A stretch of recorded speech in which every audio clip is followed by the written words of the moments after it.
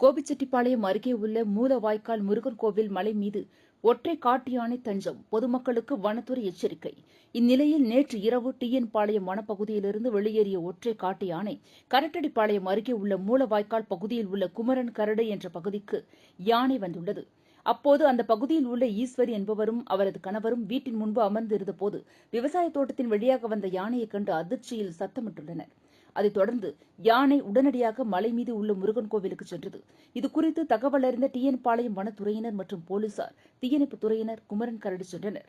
அப்போது மலை மீது இருந்த யானையை கண்காணித்த போது திடீரென யானையை விரட்டத் தொடங்கியது. அதைத் தொடர்ந்து வனத்துறையினர் அங்கிருந்து பாதுகாப்பான இடத்திற்கு சென்று யானையின் நடமாட்டத்தை கண்காணித்து வருகின்றனர்.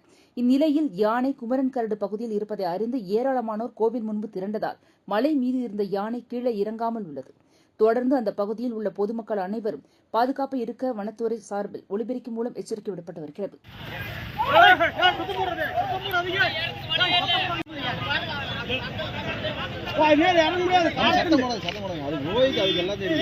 அது